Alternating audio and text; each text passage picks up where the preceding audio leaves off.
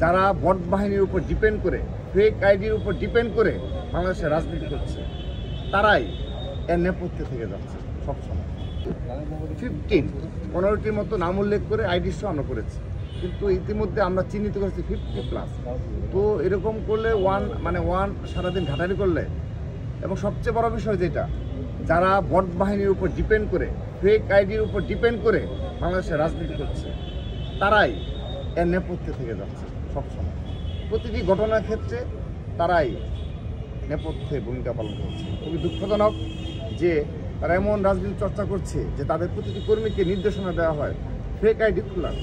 এবং তারা, আপনি দেখবেন যে আজকে এখানে অনেকগুলো মিডিয়া রয়েছেন, আপনি নিজ দিয়ে দেখবেন যে কারা নিজ দিয়ে নোংরা কথাবার্তা বলছে, কারা এগুলো নিয়ে ট্রল করার জন্য, ট্রল করা মানুষদের দেখাচ্ছে। অর্থাৎ একটা বিক্ষিপ্ত মানসিকতার পূর্ণ একটি সমাজ ব্যবস্থা গড়নে একটি ছাত্র সংগঠন ভূমিকা পালন করছে। তারা হয়তো বা মুখে একটা বলে, কিন্তু নেতাকর্মীদের নির্দেশনাতে আরেকটি। এটা আমরা বারবারই বলে এসেছি এবং এটি প্রমাণিত।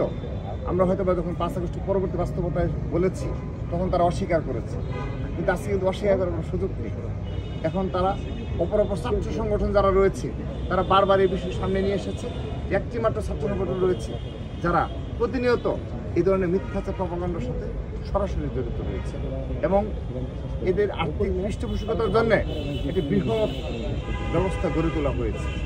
তো আমি আশা করছি আইন শৃঙ্খলা রক্ষাকারী বাহিনী, যারা এই দেশে ভোট বাহিনী, নিয়ন্ত্রক এবং ফেক আইডির মাধ্যমে যারা ছাত্র রাজনীতি করে, মূল দলের রাজনীতি করে, তাদের বিরুদ্ধে অবশ্যই ব্যবস্থা নেবে। কিন্তু তারা যদি ভেবে থাকে আজ নয় কাল এভাবে ব্যাশিং করে একটা কিছু বাংলাদেশে ঘটিয়ে ফেলবে, আমি স্পষ্টভাবে বলতে চাই ইতিহাসের পুনরাবৃত্তি হবেই। তারা অবশ্যই এই যে একটু আগে আমি বলেছি, প্রতিটি ক্রিয়ারই একটা সমান ও বিপরীত প্রতিক্রিয়া রয়েছে। এই প্রতিক্রিয়ার জন্য তারা যেন অপেক্ষা করে, সেই প্রতিক্রিয়াই বাংলাদেশে ঘটবে।